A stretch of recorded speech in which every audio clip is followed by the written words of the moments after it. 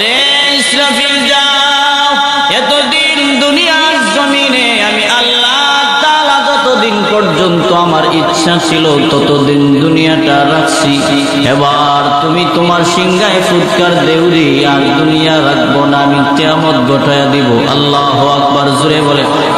হযরত ইসরাফিল আলাইহিস সালাতু ওয়াস সালাম যখন সিংহার মধ্যে ফুৎকার দিবে গো, সেদিন সেই সিংহার আওয়াজের কারণে দুনিয়ার জমিনে এমন কোন স্থান নাই গো যেই জায়গায় ইসরাফিলের সিংহার আওয়াজ যাবে না। সুবহানাল্লাহ। রে ইসরাফিলের সিংহার তো আওয়াজ,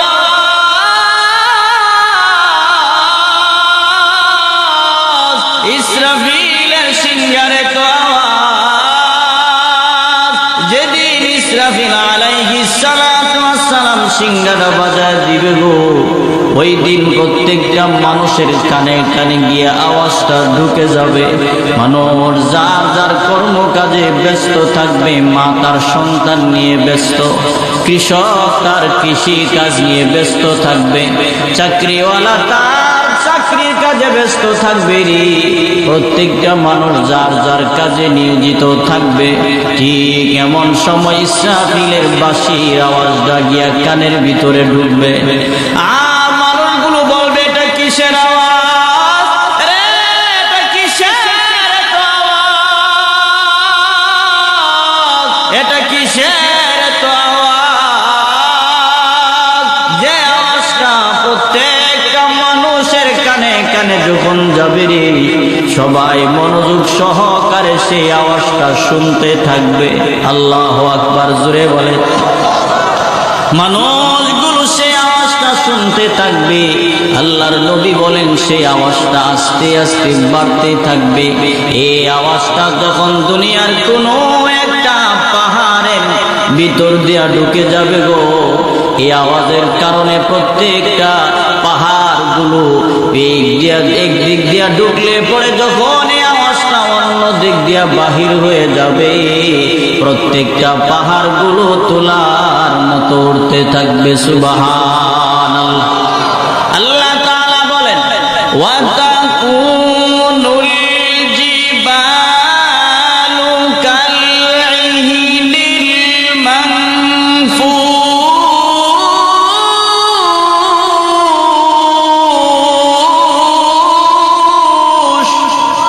আল্লাহ তাআলা বলেন ওয়া তাকুনুল জিবালু কালইহিনিল মানফুশ। আমার আল্লাহ তাআলা বলেছেন দুনিয়ার জমিনে দেখবে যখন কোনো মানুষ লেপ তোষক বানায় তোলা দিয়া, নাকি কাঠ দিয়া বানায়, কি দিয়া বানায়, কাঠ দিয়া যখন লেপ তোষক বানায়, ওই লেপ তোষক বানাইতে গেলে পরে লেপের তোলাটারে কিন্তু ধোলাই করতে হয়। এই ধোলাই করতে গেলে একটা 1 অথবা 1.5 হাত লম্বা একটা লাঠি নিয়ে তোলার মধ্যে বাইরাইতে থাকে। আল্লাহর নবী বলেন তোলা তুললে দুনিয়ার জমিনে যখন লাঠি দিয়া বাড়ি দেওয়া হয়, এই লাঠি দিয়া বাড়ি দিলে দেখবেন লাঠির আঘাতে লেগে লেগে কিছু তোলা শূন্য স্থানে উঠতে থাকে হাওয়ার উপরে। উড়ে কি ওরে না? আরে আল্লাহর নবী বলেন ইসরাফিলের বাঁশির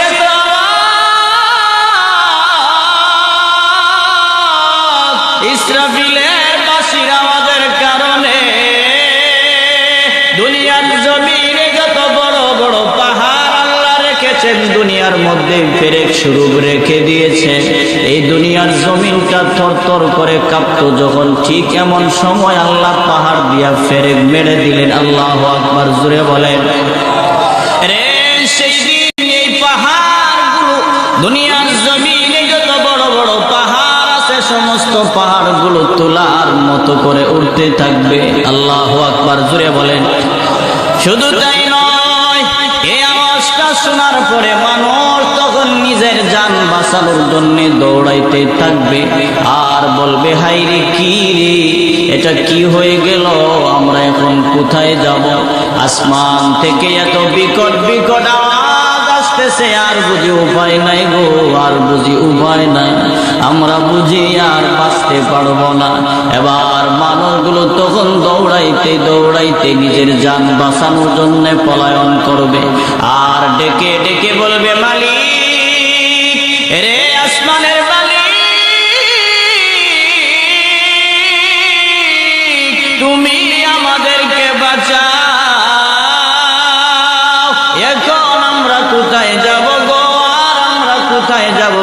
আমাদেরকে বাঁচাও গো, আর কোনো উপায় না। ওই দিন মানুষগুলো আসমানের দিকে তাকায়া দেখবে গো, আসমানগুলো ভেঙ্গে টুকরা টুকরা হইয়া জমিনে পড়তেছে। আল্লাহু আকবার, জোরে বলে। সেদিন আসমানগুলো ভেঙ্গে টুকরা টুকরা হইয়া জমিনে পড়তেছেন। দেখেন আল্লাহ যে বলেছেন যে এটা বড় ভয়ঙ্কর দিন গো, এটা কেমন ভয়ঙ্কর দিন এবার বুঝতে পারবেন। শুধু তাই নয়, বলে এক একটা তারকাগুলো ছিটকে ছিটকে জমিনে পড়তেছেন, মানুষগুলোর কোনো উপায় নাই। আর জমিনের মধ্যে কম্পন আরম্ভ হয়ে যাবে, জমিনের মাটিগুলো উতরাইতে থাকবে। মানুষগুলো জমিনকে ডেকে ডেকে বলবেন, রে জমিন,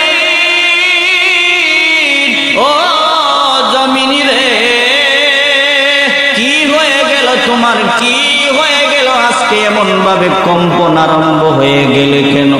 রে জমিন, তোমারে তো দেখতাম তুমি স্থির থাকতে, আজকে কেন তুমি এমন ভাবে কম্পন আরম্ভ হয়ে গেলে রে? এমন ভাবে কেন কম্পন সৃষ্টি করলে? কোনো উপায় নাই, তারপরে কোনো উপায় নাই রে। এমন কঠিন অবস্থা যখন মানুষগুলো দেখবে, গর্ভবতী মায়ের সন্তান ইসরাফিলের সিংহার ফুৎকারের কারণে ভূমিষ্ঠ হয়ে যাবে। আল্লাহু আকবার, জোরে বলে, আরেকটু জোরে বলেন আল্লাহু আকবার। রে ইসরাফিলের সিংহার পাশে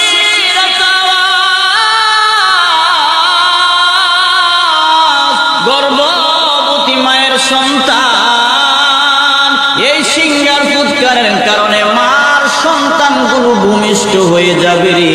মার সন্তানের কথা মনে থাকবে না। মার কোলে যদি ছোট্ট শিশু পর্যন্ত থাকে, সেই কিয়ামতের ভয়ানক অবস্থা দেখে সেই দিন সেই সন্তানের কথাও মনে রাখবে না। সুবহানাল্লাহ। ঠিক এমন সময় আল্লাহ তাআলা ডেকে বলবেন, আজরাইল কোথায় রে? রে আজরাইল, এবার তুমি তোমার কর্মসূচি আরম্ভ করে দাও। আজরাইল বলবে, মালিক রে, আমার আবার কিসের কর্মসূচি? এবার আল্লাহ বলবেন, যাও আস্তে আস্তে প্রত্যেকটা প্রাণীর রূহ তুমি বের করে নিয়ে যাও। সুবহানাল্লাহ। রে আজরাইল, যাও তুমি এবার চলে যাও, দুনিয়ার জমিনে যত প্রাণী আছে রে, সমস্ত প্রাণীর রূহগুলো তুমি আস্তে আস্তে বের করে নিয়ে নাও। কারণ আমি আল্লাহ বলেছি, দুনিয়ার জমিনে কেউ থাকতে পারবে না গো, আস্তে আস্তে সবাই কিন্তু মরতে হবে, ঠিক না বেঠিক? হে আজরাইল, এবার যাও তুমি গিয়ে সমস্ত মানুষের রূহগুলো বের করে নাও। আজরাইল আলাইহিস সালাতু ওয়াস সালাম আল্লাহর অর্ডার পাইয়া এবার যাবে, মানুষের রূহগুলো বের করতে যাবেন।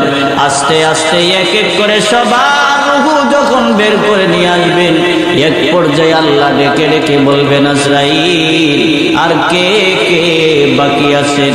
এবার আজরাইল আলাইহিস সালাতু ওয়াস সালাম বলবে, মালিক রে, আমি আজরাইল, ইসরাফিল, জিবরাইল, মিকাইল, আর ওয়াহমিলু আরশা রাব্বিকা ফাওকাহুম ইয়াওমাইযিন সামানিয়া।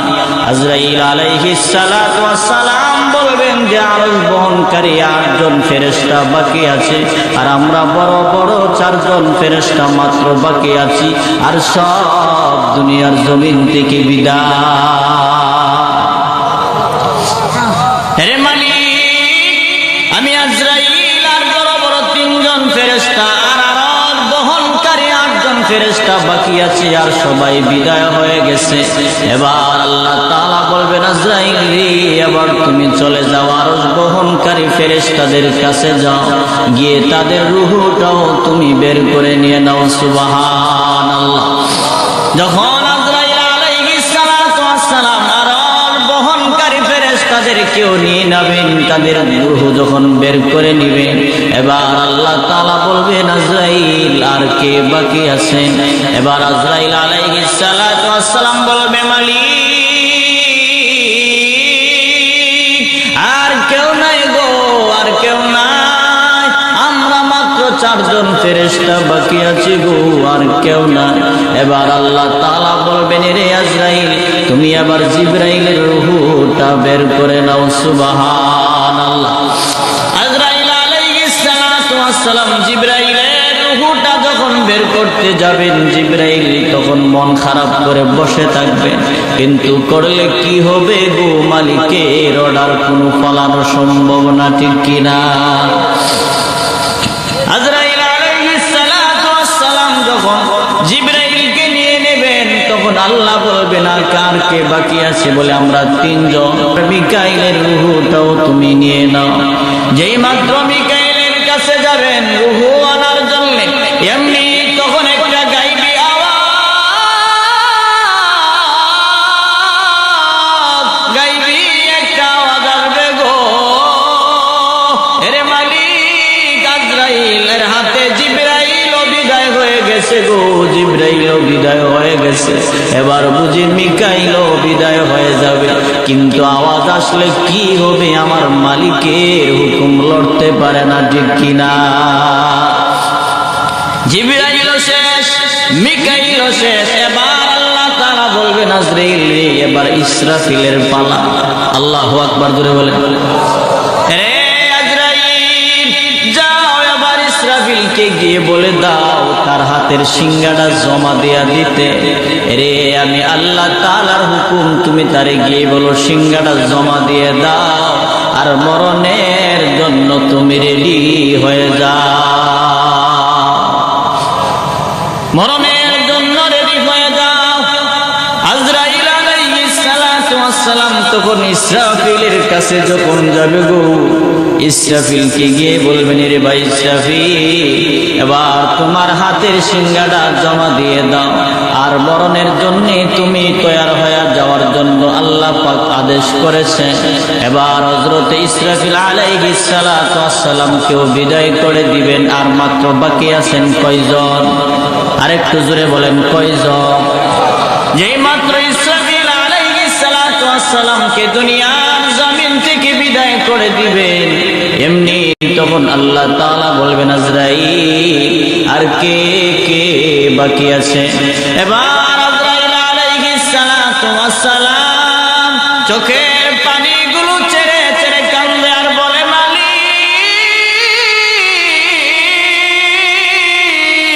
ও আসমানের মালিক,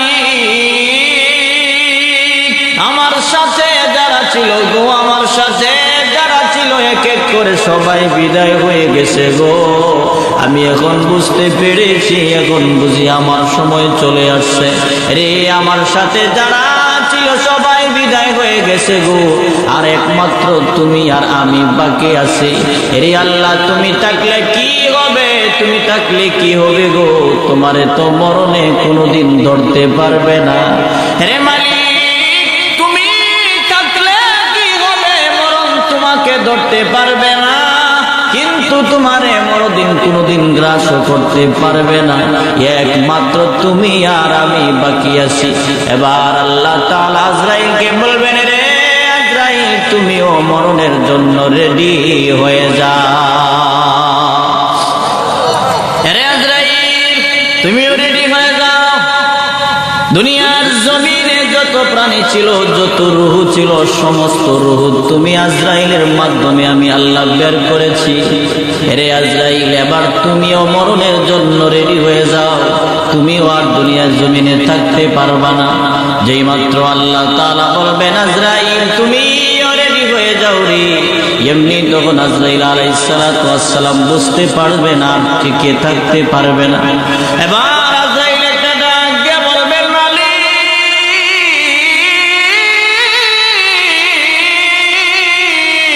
ও আসমানের মালিক আল্লাহ, আমিও কি বিদায় হয়ে যাব গো? আমিও কি বিদায় হয়ে যাব? আমি কি থাকতে পারবো না? এবার আল্লাহ তাআলা বলবেন, দুনিয়ার নিজাম টিকে থাকবে না রে। তুমি যদি বেঁচে থাকো দুনিয়ার নিজাম ঠিক থাকবে না। দুনিয়ার নিজামটা পরিবর্তন হয়ে যাবে। কারণ আমি আল্লাহ বলেছি, দুনিয়ার জমিনে যত প্রাণী আছে সমস্ত প্রাণীর মরণের স্বাদ গ্রহণ করতে হবে। তোমার সাথে যারা ছিল সবাই বিদায় হয়ে গেছে, তুমি যদি না থাকো আমি আল্লাহর কোরআনের আয়াতটা মিথ্যা হয়ে যাবে। ঠিক না বে ঠিক? জোরে বলে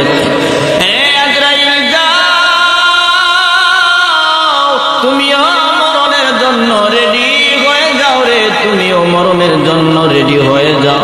এবার আল্লাহ তাআলার আদেশ পাইয়া আজরাইল আলাইহিস সালাতু ওয়াস সালাম জান্নাত আর জাহান্নামের মাঝখানে যাবে।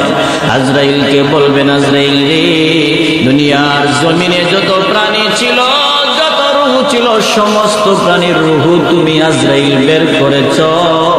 এবার তুমি নিজেই তোমার রূহটা বের করে না।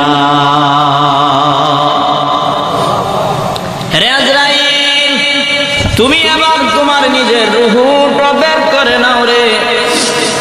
তুমি তো দুনিয়ার জমিনে যত প্রাণী ছিল সমস্ত প্রাণীর রূহগুলো বের করেছ। এবার তুমি নিজেই তোমার রূহটা বের করে নাও।